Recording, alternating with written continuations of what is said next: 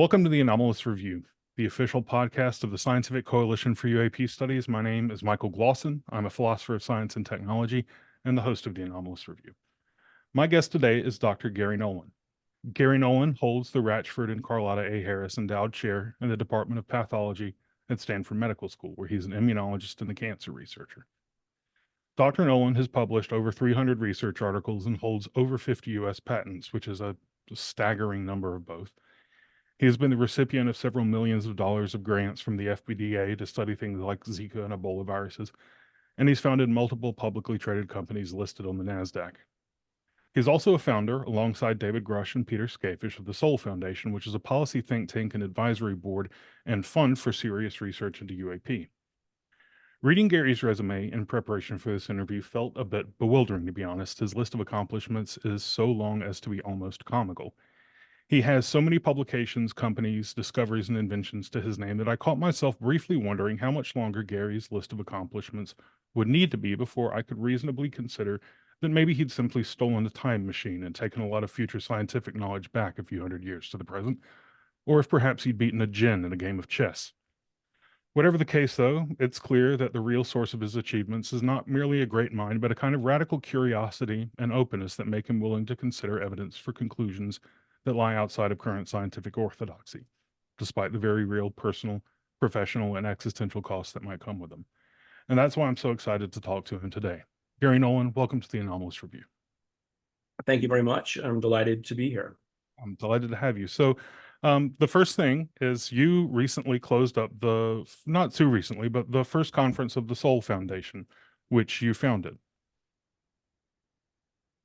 Yeah, so, I mean, the purpose of the Soul Foundation was to be an arena within which academics, scientists, or other interested professionals or non-professionals, frankly, it could be a truck driver for all I care, who can come and talk about this matter in a serious manner and be respected for your opinions. I mean, the idea first is to put up a forbidden sign for agendas and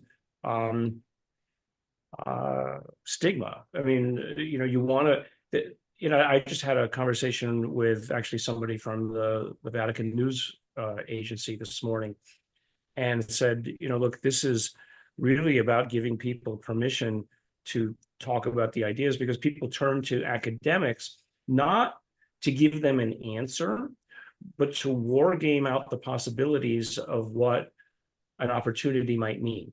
And so if the opportunity is that we're actually dealing with a non-human intelligence here, what might that imply and what might be the repercussions? And it's like, you want to be able to provide lists of opportunities of things that we should consider. So one of the hurdles that I imagine is like just endemic to this subject is that there's the perception that the UAP subject is just like rife with wild speculation and bad thinking, but I'm not sure that's actually true. Like if you go to YouTube or Google and search for information about Egypt or viruses or quantum mechanics or something, you'll like find yourself pretty knee deep in sloppy thinking and bad information pretty quickly. But the difference in those subjects and the UAP subject is that it's not that they're necessarily more fact oriented. The difference is that physics and history and medicine have already been professionalized. So there are like institutions that are accredited to grant degrees in medicine, and there's the American Medical Association, and we know which presses and journals publish consensus views and like which university departments have established track records of good research. So it's easier to like get our bearings in those subjects. We don't have that for the UAP subject yet. Is the Soul Foundation's role to like eventually work towards that, and how so? Like what's your vision for Absolutely. Yeah, I mean, it's to professionalize it. I mean, look, I have lots of scientific friends who have an interest in the matter, but they want to go beyond what's on YouTube or what's on, the latest documentary about aliens and UFOs. I mean, it's way more than that. And I mean, you're in the philosophy of science. Which is really the philosophy of asking questions. Yeah. And so it's again, it's about, well, so I remember about 3 or 4 years ago when I was sort of becoming acquainted with the UAP UFO community on Twitter, at least, and sort of being pretty firm about the fact that, look, if you guys want to be taken seriously, you've got to professionalize this discussion. I can't help you on matters of religion and a lot of other areas, but I can help you about how science is done. So let me first help you with how you should state things correctly so that you avoid attack. And then how do you attack the attackers? How do you recognize fallacious logic for what it is, call it out for what it is, so that you can beat back the barbarians at the gate? So this is like Because rhetorical in a way, right? You're just training people how to do the like rhetoric of academia and speak the language. Exactly. It's how do you protect yourself from other people's mistakes, or at least how do you get your idea on the table and prevent it from being taken off the table inappropriately? Does that mean just first building like walls between the UAP subject and other weird subjects that just sort of seem to like naturally come along for the ride whenever you're in discussions? Yeah, I mean, absolutely. That's one of them, is that, UAP is very often equated with, first of all, pseudoscience, which it's not. Yeah. And I mean, at least those of us who are involved in it, I mean, I don't think anybody can call me a pseudoscientist. They can do so, but they've just disqualified themselves from further discussion. So you've got that on the one side. On the other side, you've got let's say, the paranormal. Now, at some level, UAP is paranormal. It's outside the normal experience, but paranormal has another set of meanings. Less than a century ago, walking around talking into a little box and actually getting an answer out of it would be considered paranormal. You'd be considered some form of a medium. Typing into ChatGPT and getting back, information that you don't know would be considered paranormal. No question. Yeah. And everybody, I think, on your podcast knows the Arthur C. Clarke quote about technology, and Sufficiently magic. advanced to look like magic. Yeah. So, magic is paranormal. So I think, it isn't too difficult to imagine that if whatever it is we're dealing with has technology behind that, we would misinterpret it as magic. Is that the difference for you, like between UAP and other sort of metaphysically paranormal ideas like ghosts or spirit mediums or something? Is that you can sort of build a kind of technological understanding of what's going on? It fits within some framework? I would like to think that things like, claims of remote viewing and mediumship, et cetera, are not magic. They're actually just accessing an information space that exists, and that somehow some people have brain organizations that live in an information system that they can interpret that most people can't. I mean, Where would you draw the line then? Like, what are you trying to distinguish UAP from? Like, what counts as magical or just like too wooey or whatever? I don't know. I mean, it's like porn. You recognize it when you see it. The old adage. No, I mean, I'm trying to stay on, at least for the meantime, on the things that can be reproduced. Right. So if I define the limits of what I'm going to talk about by those things that I can touch and feel or reproduce, then that's a pretty wide field right then and there. But at least insofar as technology, if I can hold it or see it or measure its movements, then that's the framework I'd like to be in. So those are two. Oh, go ahead. No, I mean, so let's imagine, for instance, that, again, this is pure speculation. Let's say that you're an extra dimensional intelligence that we live in some subset of dimensionalities, and that they know a little bit more about how to contact us than we know how to contact them, but the only way that they can do it is through some sort of interface that we would interpret as a paranormal experience, right? And that whatever it is that their message that they're trying to send to us is so lost in translation that you can't have a straightforward back and forth conversation any more than you could with a chipmunk, right? Or an ant. That it might be sufficiently intelligent to understand you if you could talk its language. But, as I've often said, how do you tell an ant about TikTok? That's that's a great So, Gary Nolanism. How do you tell an ant about TikTok? So it might not be. I mean, a lot of people like to game it out and say that, well, if we ever did meet an extraterrestrial intelligence, or if some extra dimensional intelligence is behind all these phenomena, then we're never going to be able to communicate with them simply because there's like this cognitive gap. Like their machinery is just more advanced than ours, or they're working with some like system of symbols and thought that just don't are right. like incommensurable with ours. But you're saying that maybe there's just like no mode of translation that works between them. It's not necessarily that they're more advanced, but that Yeah. there's no language that would work between us. I mean, there are other cultures on the planet that are quite difficult to interact with. Sure. Right? I mean, that the social norms of politeness differ across cultures. And that's, just amongst us, amongst humanity. So, I'm just interested in how it is that we talk about it, and sort of bring it back to the Soul Foundation is, it, and again, I sort of relate it to what I talked with the Vatican people about this morning. Um, what is the definition of humanity? And what are the moral equivalences about different intelligent beings? You basically have to reduce it.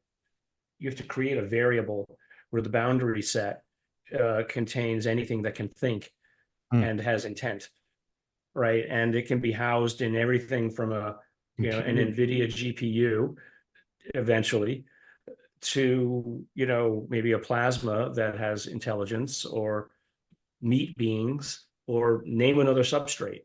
Yeah, And so, but the point with the conversation around religion and the Vatican reporter was, well, what happens if you kill an alien?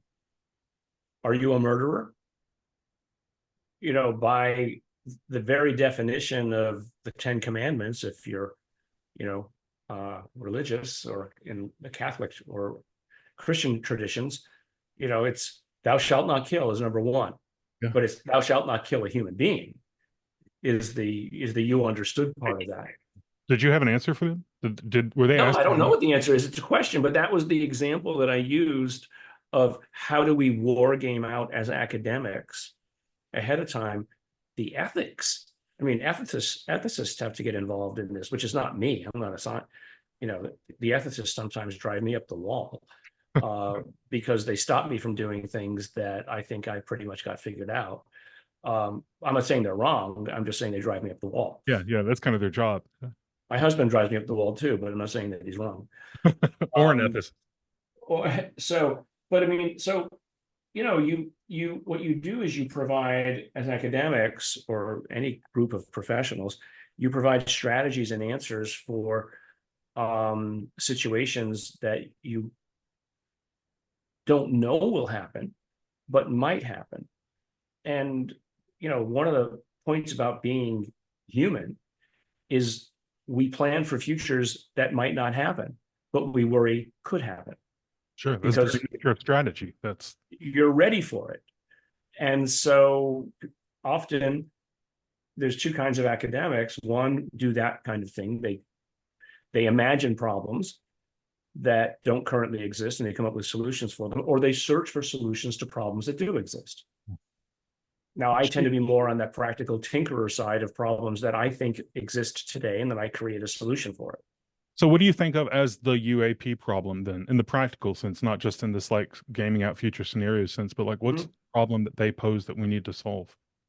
Well, the first problem they pose is, you know, if they do exist, why do people who seem to have control over their, uh, the, you know, the ownership of them right now, why do they feel it's necessary to keep it from the rest of us? You mean the sort of like security studies, like Security issues. Anyway, everybody's been around it, so I don't need to go over, the likelihood scenarios of what if. I think it's just I think well, everything from Danger Will Robinson to people want to make money to we want to exploit the commercial or military applicability first, and 10 other ideas.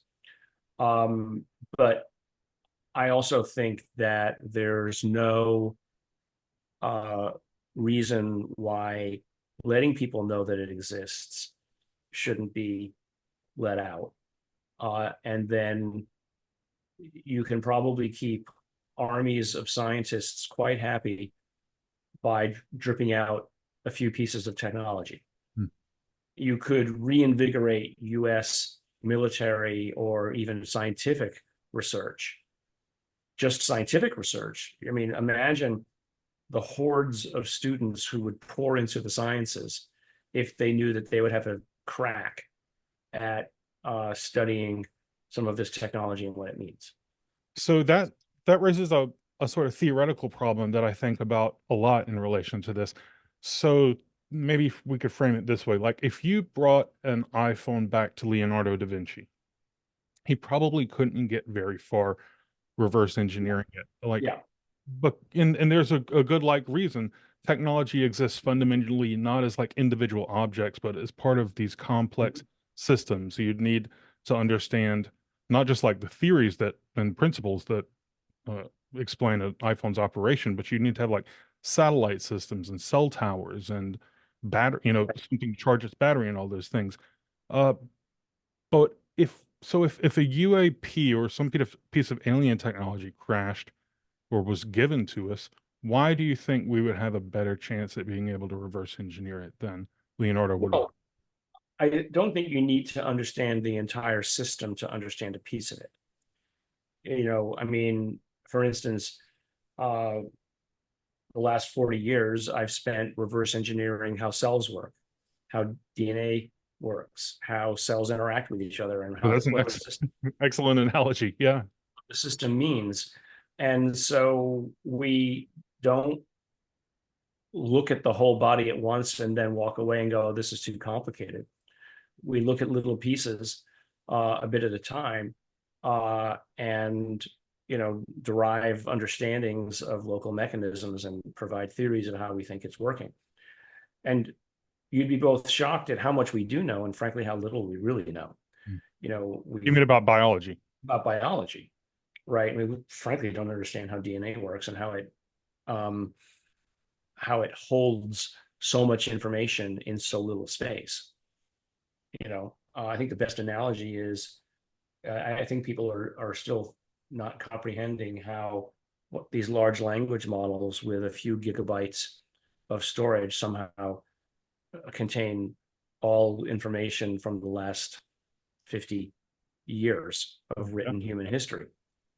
It's just remarkable. So there's a data compaction problem there that we have to understand in how DNA operates and how cells interact, et cetera. So, and yet, with the little understandings that we do have, it's revolutionized medicine, and how to combat illnesses and cancers and things like that. So, I see the same thing here with UAP. Give me a tiny piece of it and let me pull it apart, and look at the pieces and do my best to understand. I might make a mistake in my interpretation of what its role in the largest system is, but that doesn't mean that I can't benefit from a principle Sure. that I derive. I put on Twitter at one point about, I don't know, 6 or 7 months ago, this premise that if you patented something from a UAP that you had reverse engineered, if you know patent law, you know that you can't patent something that somebody else has already discovered. Yeah. This probably was the most retweeted post I'd ever made. And it brought in an awful lot of IP lawyers from out of the blue. What was the consensus about whether you can patent a piece of alien technology? You can patent a use of it that you derive at the principle. If you derive a principle that isn't in human understanding, there's ways that patent lawyers can hash and mince words to give you access to it. But you can't likely patent the concept of anti-gravity. You can patent a piece of the instrumentation that you've made that does it. But if you were to wholeheartedly copy what it is that some alien had made, that might not be patentable. But the workaround is the same as the ethics of can you murder an alien and get away with it? Because the premise of human law is that it applies to humans. Oh, is that really? And is there Yeah, like I mean, that's the internal, that's the, yeah, you can't patent nature, Mhm. right? I can't patent photosynthesis. But if I copy something, an idea that somebody else already has, a human has, so the whole premise, the whole legal system would have to be completely reworked. I mean, it would be as if we don't pay lawyers enough, Sure. you know. Now they're Sorry, having lawyers. to Sorry, speculate. lawyers They're out there. fine. We're not worried about it.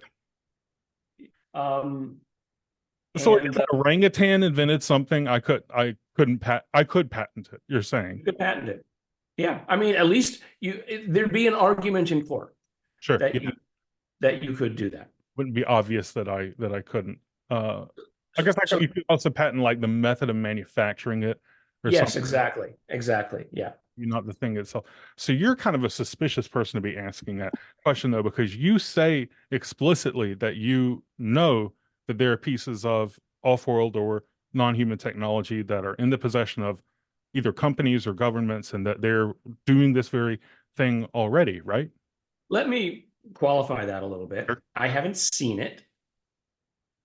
I trust the people who are telling me as much as I trust another scientist who told me that they did something or have something in their lab. Sure. So there's sort of a legacy and a chain of custody of trust that scientists have amongst each other that I don't need to stand over their postdoc shoulder to validate what they just told me. I'll put it into my database and use it, and yeah, maybe, yeah, okay, they can do this, great.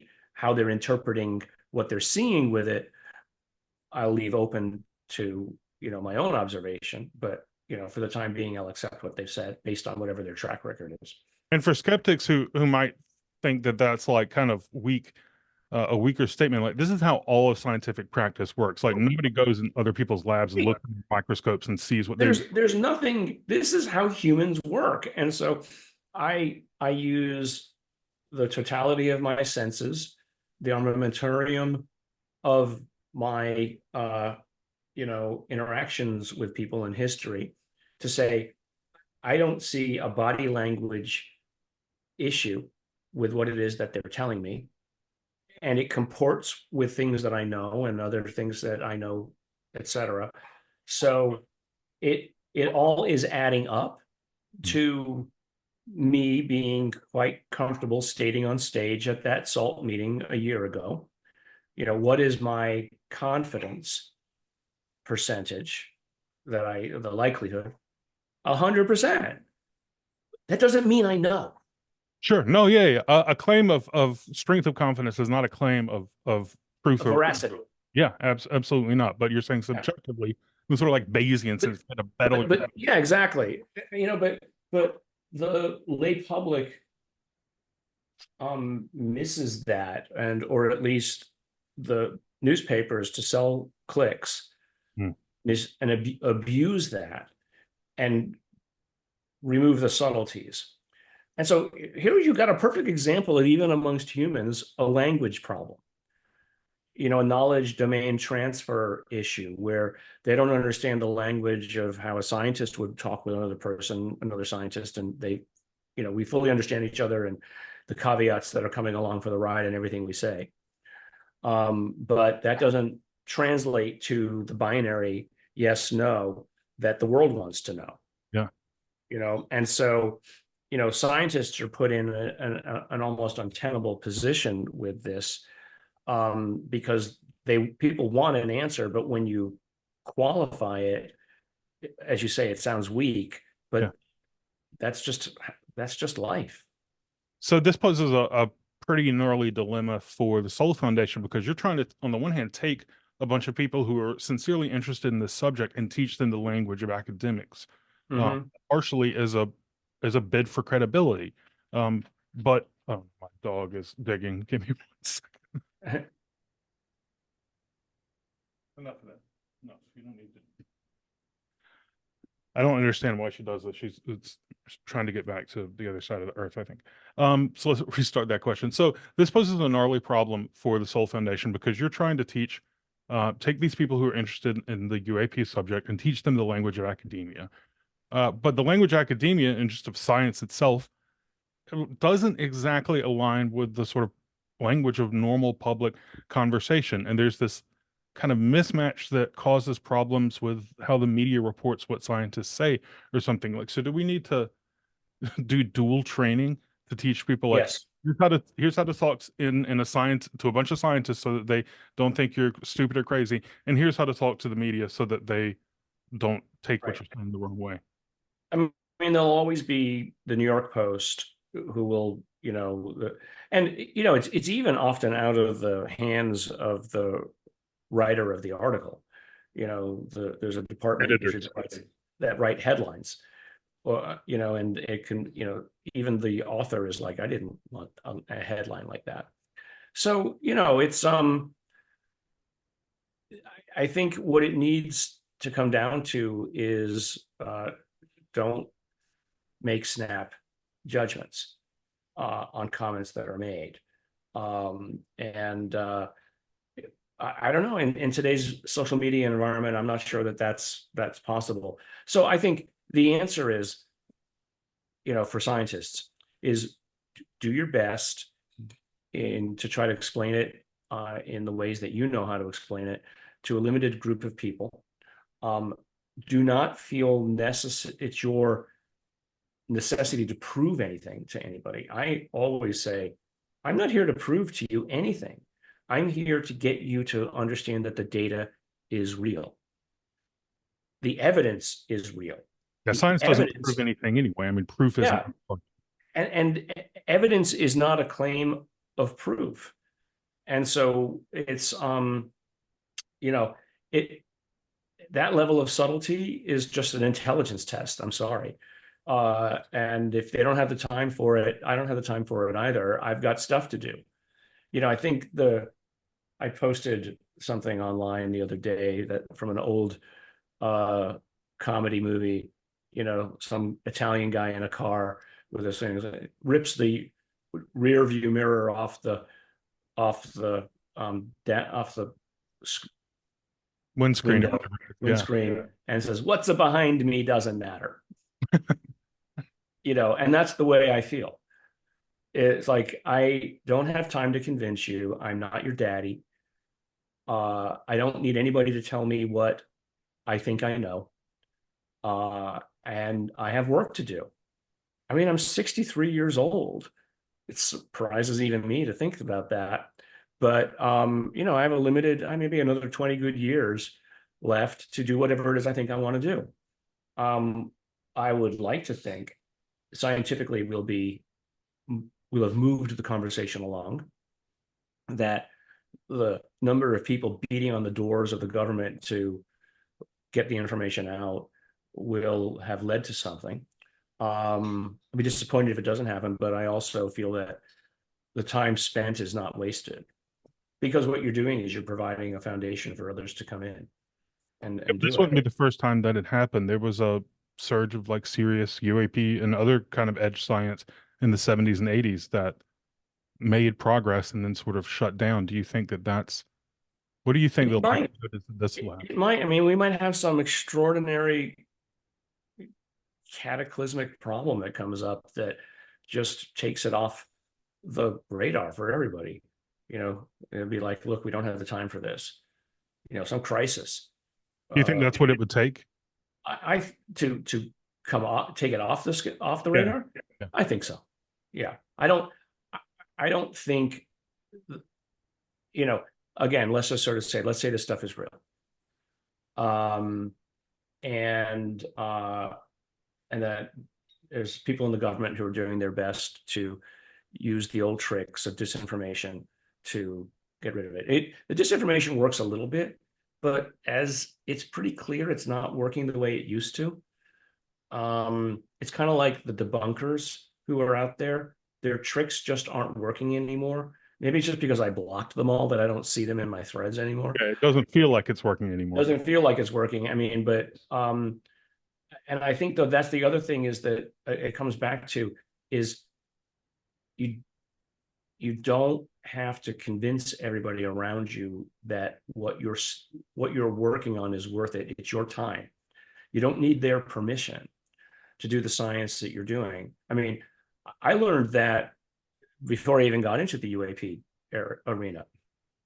I was told constantly, you shouldn't do that. That's not right. That's not, your idea doesn't work. I'm like, well, you just don't know as much as I do. Yeah. And I'm sorry, you're not as smart as I am. And I'm going to do it because I think I'm right. And it's my time. So get out of my way. And it's also okay if your idea doesn't work. Like there can be fruitful scientific research that just doesn't pan out in the end. You still learn things, and that's fine. Well, and that's another philosophy of science as well. There's two kinds of questions. There's the Las Vegas question, where if the answer is yes, you win. If the answer is no, you just spent or wasted a lot of your time or money. And then there's the Zen question, where the answer is interesting no matter what. Yeah. And I learned very early on, as a graduate student, to ask the Zen question as often as you can.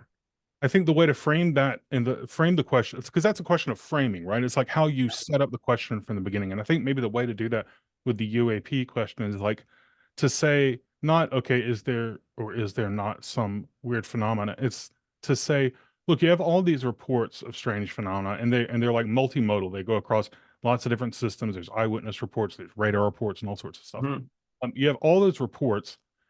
What interpretation of them is best? And it turns out that there is no prosaic, mundane, boring interpretation that's just like a loss of time. It's like if you have all these people reporting that they've seen with their own two eyes strange objects, you've got a problem. Like we don't have a theory of mind or psychology that explains why this is so rampant. You need delusions or something. People say, oh, well, everybody watch sci-fi movies and then they start seeing things in the sky. Like I've never heard any psychiatrists say that that's a thing.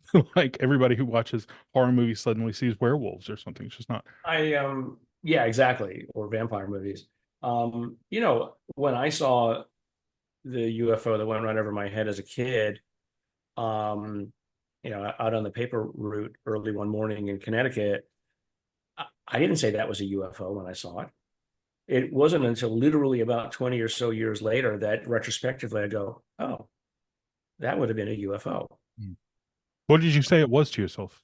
You just said, what I just saw lights and an object that went right over me. It was, but I had a sense of wonder and like, that's sorry, that's amazing. And so it always stuck with me. So in a way, I have my own internal confirmation, but that anecdote doesn't translate as science.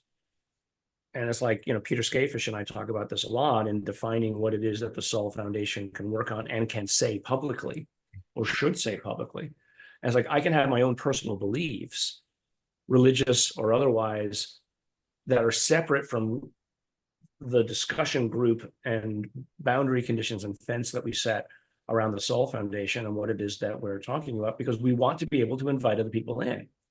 It's kind of like Thanksgiving dinner.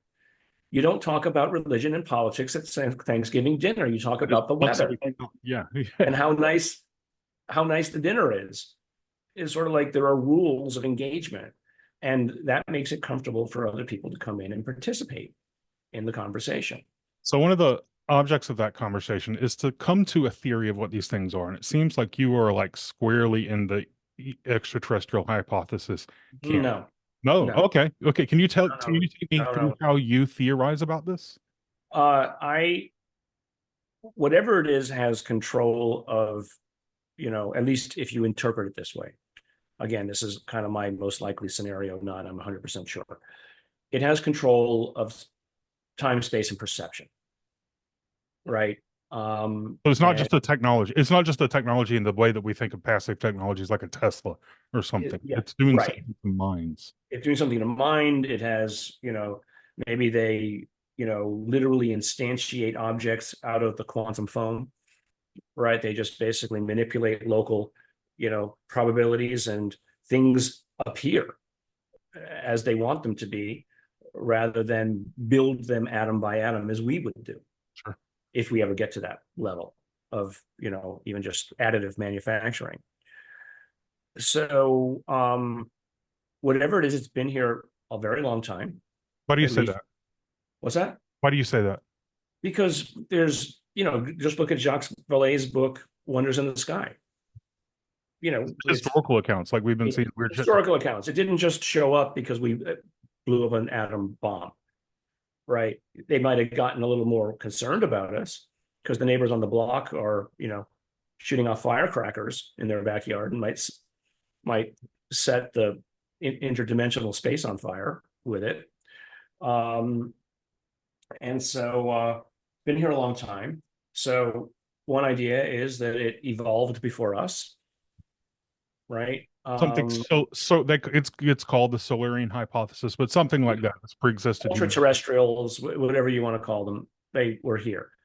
The other is, I was just calculating the other day, how long would it take, even by conventional means, of about 10,000 miles per hour, to populate the galaxy with a von Neumann probe?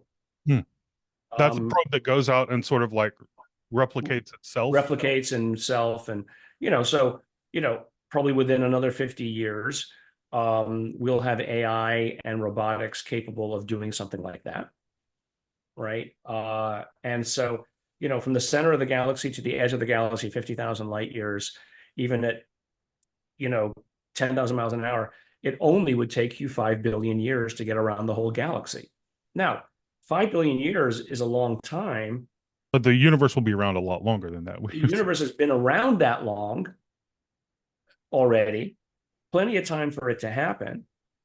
And along the way, figure out better things. Now, kick that up to 0.1 speed of light, 0.1 c, and now you're there in 500,000 years everywhere. 0.1 c is actually well within our time frame of capability. Sure. RAM scoops or other kinds of things that you might imagine, or fusion drives, without any exotic technology. And so the whole business of, well, it's too far. I just don't understand Neil deGrasse Tyson saying this kind of stuff. I don't get that either. Yeah. It's like, yeah, it's too far for me to live to get there, but it's not too far for my machine descendants to get there. I don't even have to freeze ova and sperm there. I could probably build them when I get there. And it also wouldn't take nearly as long if you're accelerating if you're accelerating 0.1% the speed of light like this, you start getting relativity effects and things like that. I mean, I'm part of a company with Avi Loeb, Copernicus. Copernicus, okay, yeah. And one of our goals is to look for life in the solar system. But the other is to be the first to build our very first von Neumann probe, right? To make humans, or at least design humanity's first von Neumann probe. Now, it might be that we don't actually be the ones who launch it, but Copernicus might be the seed for future endeavors that do so. you know, 1,000 years feels like a long time to us, but just think of it this way. 50,000 years ago, we were around, and 50,000 years is a long time. We think of it as the past happened, but when you try to, telescope into the future, it seems further away. Sure. Yeah. 50,000 years in the future seems further away than 50,000 years in the past, It seems because unattainable. Yeah. We've we have already a hard achieved time the first seeing beyond certain mental hurdles. Um, and so it's going to happen, whether we like it or not, and you just want to assuming be we the first don't. one to do it. One, What's that? and you want to be the first one to do it just because it's I inevitable. wouldn't mind being I wouldn't mind being a footnote in some historical LLM that they dig up, and say, oh, look, there was these people, they were so primitive, they didn't have an understanding of anything, but now we do, and now we don't even need to travel there. We just make a wormhole and jump to where we want to be. Yeah. And so, that it's that lack of imagination by others that disturbs me, because they have such a certitude around their limits Yeah. that We've already figured out the limits so that nothing outside of this is even nothing outside of this can be. no purpose even. And so that just it just frustrates me. And so 40 years of frustrations like that have led me to say, well, I don't care what you say. I've got stuff to do. I'll show you.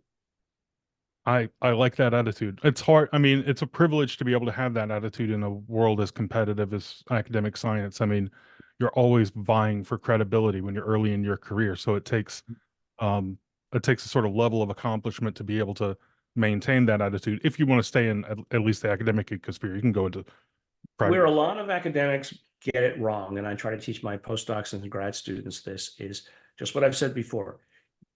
Just do it. You don't have to convince anybody else if you know you're right. Hmm. And the same thing applies here to the UAP. We don't have to convince anybody. I don't need to get bogged down in some discussion on a Reddit subgroup about You never get anything done. something that has already been argued a bazillion times. And just because you woke up this morning and thought the question doesn't mean that it hasn't been asked 10,000 times before. And so I don't have time for it. And so, go learn it yourself, and but meanwhile, let's get it done. People, for instance, we just started and launched the UAP disclosure group Mhm. with, me and Yuan and Lou, and, in a way is kind of round up the usual suspects. And people say, well, why do we need another one? What isn't that what the Sol Foundation was supposed to be, or isn't that what SCU is supposed to be, or isn't that what? No, it's not. They all have a role in an ecosystem that is different. The new foundation that was set up, the new initiative that was set up, is aimed directly at affecting policy in Washington. Whereas the Sol Foundation will affect policy, but we'll do it through white papers. Yeah. We'll do it through creating a paper trail in the literature that other academics can use to, write their own work, so they don't have to retread ground. So this new group will do something like actually lobbying or Yeah, yeah. So it's a yeah, lobbying UAP yeah. disclosure. And so there's, and so SCU is involved in Limina, right? The journal. So people are like, oh, well, aren't they doing white papers? Isn't that in competition with Sol? Like, no. This isn't a competition. That's not how this was not. But I don't understand. It's like, no, Sol might actually publish some of its papers in Limina. How Sure. about that? That means we don't have to do it. I've only been in this sort of area for a few years, but I'm constantly baffled by the false sense of competitiveness that people perceive, as if like, Yeah. one group researching it is somehow like treading on the territory of It's another. not a zero-sum game. I mean, Cooperative beat that. this is capitalism in an expanding economy. And you create new ecosystems by doing this. AI, for instance, created a new set of ecosystems, a whole new market that nobody could have imagined a year ago. And so it's the same thing. It's a cottage industry of opportunities. Yeah, you don't want a monopoly. So let me ask you a question about so you give a you sketch the framework of a theory of what these things actually are, these UAP things, and you say, well, it has some sort of physical reality to it, but there's also some effect on the mental. Um, those are traditionally, not traditionally, but at least currently taken to be like two completely different spheres of reality, the mental and the physical. Mhm. Um, but it may be that the UAP problem doesn't just present a problem of like a missing theory of physics. Like it's not just that it might not be just that we're missing a theory of how their propulsion systems work or something. And once we get that, we'll understand it. It might be that like our current ways of like divvying up the ontology of the world, like our basic theories are wrong and keeping us from understanding them. Do you think how likely do you think it is that in order to solve this problem and really understand what they are, we're going to need some like really fundamental paradigm shift in how we. Oh, yeah. I mean, I don't think that any of the theories of what it is are anywhere close to reality. I mean, I, you know, I, I only gave the ultra terrestrial Solarian idea. I'd be perfectly happy if it's some sort of interdimensional. Sure. Again, imagine two parallel universes whose timelines are unlinked. At that point, a civilization from the super distant future in that other parallel universe could learn how to pierce the veil and jump across. At which point, it probably has embedded its whole consciousness into space-time, Mm. a la the Q or something of, you know, um, and of Star Trek lore. It's I think you just have to keep your mind open to that and not, again, like, unfortunately, it seems, Neil deGrasse Tyson stopped mentally growing. Sorry, I'm picking on him because It's okay. He set himself up to be the representative of like, he set himself up for, proving himself to be an idiot. Um, and sorry. And so if he wants to, act like a sophomore in some state school, then do so. Um, sorry, as a former state school baiting professor, him. I'm I'll baiting him no, clearly. sure. Uh, no, I get the annoyance. As a philosopher, it's especially annoying because a lot of times you hear these really intelligent, I mean, clearly intelligent in some sense people like Neil deGrasse Tyson or Richard Dawkins will say things or they make arguments that I think that wouldn't pass in like a first year philosophy, term paper or something, but it's Right. not. Or like I heard Neil deGrasse Tyson one time years ago said that like, well, why would aliens come here? I mean, it's always the assumption is always aliens for some reason, but why would aliens come to Earth to study us? It would be like humans going from America to study an anthill in Africa, and I'm like, that's exactly what we do. Which is what we do. Yeah. Yeah. Science. I mean, I don't know. Um, I think though, to let's say bring it back to Earth, um, there appears to be data which is just beyond reach. And the government is, acting as loyally as it apparently can in twisting itself into, verbal pretzels to not state what it is. They say, well, we have no evidence that it's aliens. Sure, yeah. Okay, well, does that mean you have no evidence it's a non-human intelligence? That annoys the hell out of me because like when I think Sean Kirkpatrick said that NASA has said that, but it seems like obfuscating doublespeak to me because I don't think there is a consensus about what would even count as evidence that something Yeah. Well, extraterrestrial. that's the other thing. That's the other thing. We need standards of what proof is for instance, to see all these movements and it's forever out of reach. Let's say that this stuff zips around forever and we can never touch it or get at it. Well, then you could say, well, we have no evidence it's aliens. Well, I also have no evidence that it's not, you know, it, rabbits flying the things. Sure, yeah, because you can't get them. Right. You can't get them, but I can at some point with reasonable deduction state that it is not human and it is a technology or it is something which is not natural. And so that's what we still have to find a way to verbalize, to force them to answer that question. Right. And to stop putting people under oath in front of you who purposefully are put there with zero knowledge. Yes. Yeah. So they have plausible deniability. Yeah, they silo people from information and then make them the spokespeople. Make them the spokespeople. Yeah, I mean that's a smart tactic, but it's a smart tactic, but it's pretty clear that's what's going on. For at least those who are, in the discussion. The problem, of course, is that we have a lot of people who are outside the discussion who, when one of those things ends up on the front page of the New York Times, I get 5 or 6 of my colleagues emailing it to me and saying, well, I thought you said these were real. Now the DOD. I said, yeah, but come on. Yeah. That is frustrating. But, the other thing to do is there's a different way to think about it, which is, and Avi Loeb has said this as well. First of all, the skies aren't classified yet. So we can look for it ourselves.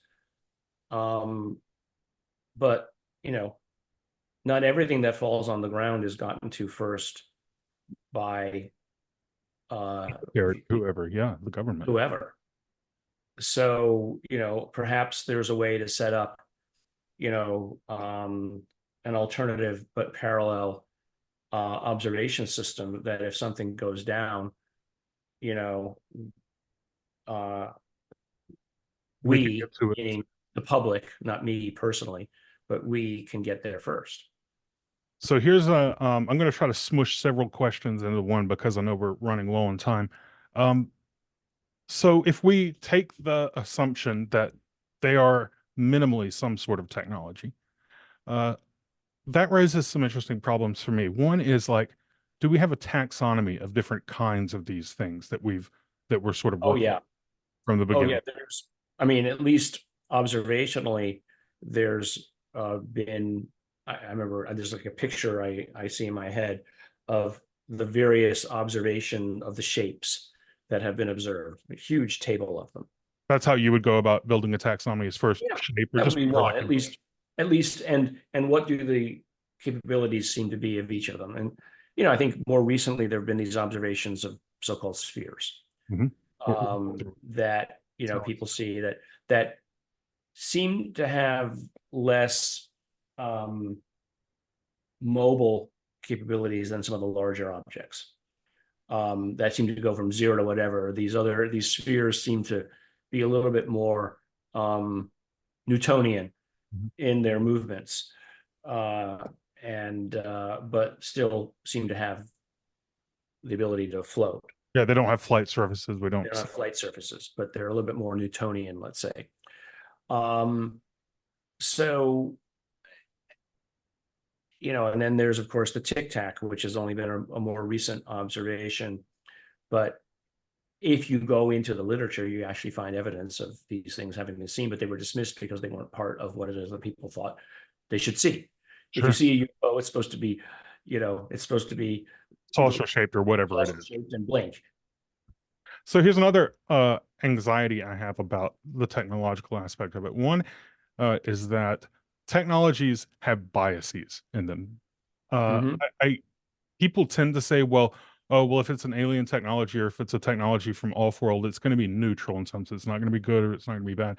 But I don't think technologies are good, bad, or neutral. I think they contain innate biases to them, and if we start reverse engineering and adopting them, we're taking on those biases. For instance, power sources like wind energy and nuclear energy prefer totally different governmental structures. Like if you have nuclear energy, you've got to have a strong military that can protect the creation and transmission and use of nuclear fuels and the disposal of them. If you use wind energy, you don't. You can have like a totally libertarian society where everybody's powering themselves. You don't have to have a huge military. Uh, I wonder, do you ever think about in the possibilities of adopting technologies from a completely different technological tree of life? What comes along with them other than the technological benefits? Are there like social costs that might come along with them? Well, sure. I mean, well, the social cost of free energy is, a total disruption of our economy. Sure. I mean, it would be a disaster. I mean, that's, if suddenly you made that available to everybody, there would have to be a much more different way that the economy is structured. Mm. Doesn't mean that it wouldn't find its own way, but there would be a collapse of the stock market. Do you If think that's something that's necessary, like a necessary piece of explaining how these things work is they've got something like a free energy source that I we mean, they have to. I mean, Kevin Newth, published the equations and the energy requirements, simple physics, as he puts it, and said, look, this is the entire nuclear output of the United States. I've been talking to Jacques about a case that happened, I don't know, probably 40 years ago, of a scientist near one of the energy labs, the US national labs, driving with his family between X and Y. I can't remember the name of the place. It's not that it's secret. And saw this extraordinary bright light about half a mile off the road that lit up everything, including the mountains nearby. And so he went home and calculated the amount of energy that that would require. It'd be like a nuclear reactor at full, throttle. and that's just the luminosity. That's not That's just the accelerating luminosity, anything. right? Just the luminosity. And so he somehow managed to convince a pilot to do a flyover around the area because he said that level of energy would burn out a clearing. And lo and behold, he found such a clearing. Oh, no Supposedly. way. So it's And heat energy too. It wasn't just yeah, I mean, the light, well, because the light, if it bounces off enough off of something, and so there was tree bark that has been obtained that has a depth of burn to it that supposedly I'll get access to at some point. And so, of course, someone's going to say, oh, yeah, well, somebody burned it with a blowtorch or God knows what. I mean, I'll have to suffer those slings and arrows. But I don't care because I said, look, here's the chain of evidence. Here's what we get. Yeah, it got burned by light. And I have to go look up to see how it is that you prove that something gets burned by light versus heat. Heat is just energy, radiation, infrared. But again, the energy requirements are more than what you would think you carry around in a battery. Now, maybe our concepts of batteries are primitive. Yeah, it couldn't fit in any battery we can conceive of that We can conceive fit of. inside that machine or whatever it was. But I mean, there's Garrett Medell at the University of Chicago, eminent physicist who, claims to have structured a Casimir cavity in a way that is asymmetric and can collect energy from the 0 point field. Claims. So that means he's just got a geometric shape that Right. can create thrust or something, do work He just can out do of work. ambient energy in And he gets a voltage. And they're microstructures, they're ultra tiny. And so he made literally millions of them in a row, and he gets out a decent thing, but they stop working after a certain amount of time. And when you look at them locally, you find that there's been local destruction. Interesting. And that's like you would think where from having done whatever work they've done, they've just having done whatever work you're doing, it's just you burn out the local thing. And there's people like the people at Brilliant Energy who have basically conceptualized in a much larger way, and that they fix the problem of local work eating into the thing by creating the energy in a local sort of plasma field, something they call it, some people would call an exotic vacuum object, that seems capable of asymmetrically pulling energy out of nothing. Now, again, it's just claims. I mean, I like reading this stuff because it's cool. Sure. Yeah. But they have companies and they are moving those forward. And these aren't stupid people. And if you look at the laboratories that they've got set up to do this stuff, you see the beginnings of an energy infrastructure that would change everything. And so, fast forward humanity 5,000, 10,000 years, I doubt we're going to be using oil. Certainly hope not. And I doubt that we'll, and if we are linearly just requiring energy access via light, that's where the Dyson sphere concept comes in. You have to have something that can collect an enormous amount of stuff. And that to me just seems stupid. I mean, the amount of energy to build the Dyson sphere alone and convert matter locally to collect it. You might never get a positive return in your. You'll never get a positive return on it. You'll get living space, but so or just again, if you limit your thinking to just our current level of technology, and just multiply it a little bit, you're never going to get anywhere. So we know the 0-point field exists. That's not fantasy. So, okay, maybe somebody figured out how to get access to it. But that might be the danger that the government already recognizes, or some people who have this stuff already recognize it, is that letting some of this stuff out is really giving anybody the ability to blow up the Eastern Seaboard. Yeah, it's not. So it wouldn't just be. I mean, people like to say that. Well, it would be economically catastrophic. So the government or whoever has incentives to suppress it, but it would also be like really easily weaponizable. I think that even about like the UAP that we observe, if you have got something that can accelerate 50,000 Gs, you could just crash it into a nuclear reactor site, and it would be globally catastrophic. You could fly out to the asteroid belt and push a rock our way, and do a dinosaur extinction event on us. Sequel to the dinosaur. Yeah. So I know we're almost done with time. Do we have time for one more question to wrap it up? Please. Yeah. Then I got to go. Yeah. Sure. So you've said on several occasions that you think of the UAP phenomenon or the subject as an intelligence test for humanity, but I think it's also, it's not just a test, but it transforms you once you've thought through it. It does something to your worldview inevitably. How have you fared in this intelligence test, and what has it done to your worldview to think through this problem? How has it changed? When I look at what I see around me, I look for what might be the hidden levers behind it much more readily. I get excited by what I don't know. It's weird. I don't get excited by what I know. I get excited by what I don't know, because then I want to understand it. And then that is a new hill to see the valley below that I want to go to, so that I can get to the valley so I can look for the next mountain.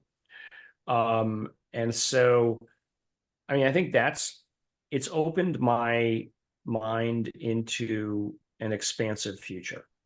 I think that I feel like there's somebody else who's learned something that we don't currently have, that's a revolutionary jump.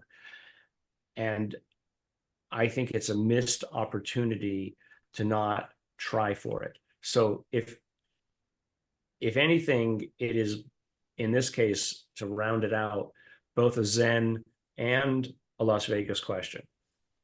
It's Las Vegas in the sense that if I'm right, we win big.